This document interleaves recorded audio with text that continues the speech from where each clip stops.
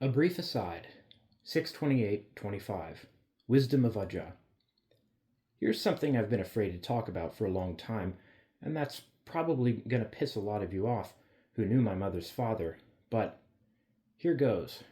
If he hadn't told me this when I was in the fourth grade at age 10 over at my Moshi's house in Chicago, my spiritual home away from home, a la Brady from Hello Internet's Berkeley, then I don't know that I would have ever had the balls to speak up much at all due to my parents' childlike censorship of swear words. As dumb as it sounds, I could never really disobey my parents.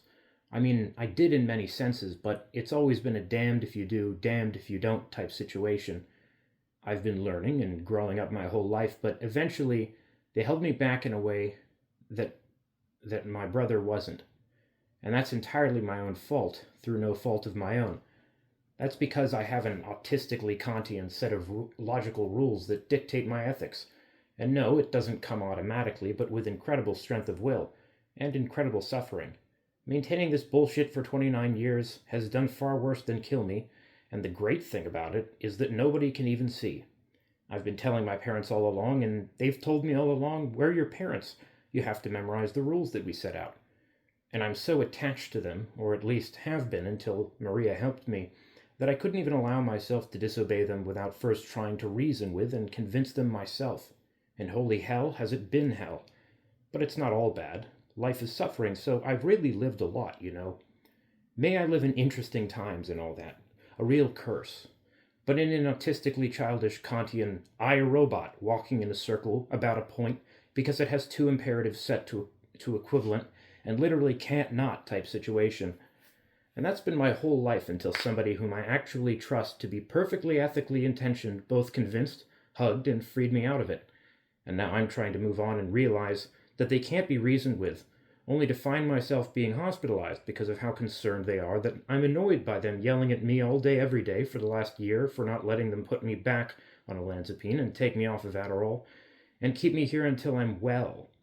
I realize that not only can I write now, but I really can't do fuck all else at this point.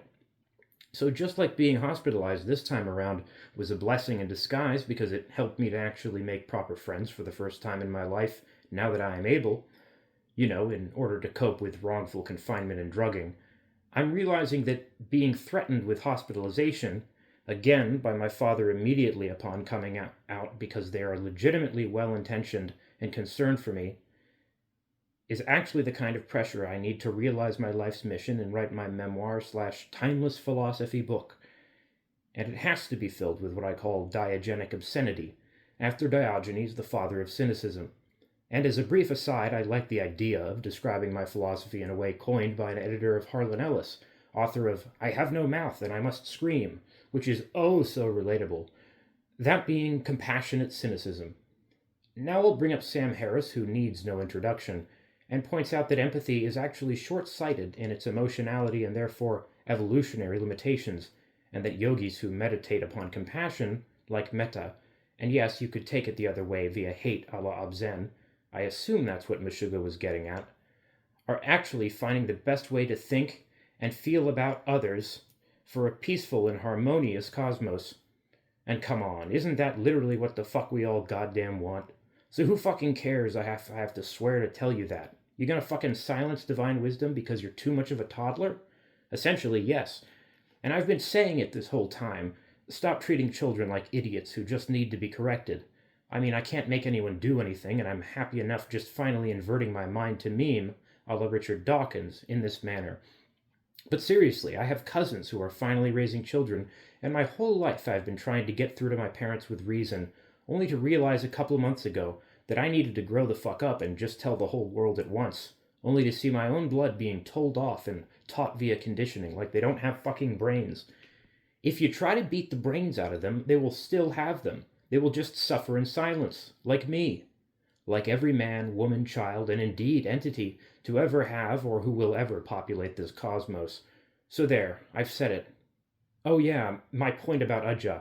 He said, "Do you know what the greatest word in the English language is?" And of course he said this with a heavy Indian accent, adding tremendously to the comedy of it. And I probably said, "What?" To which he happily replied, "Fuck."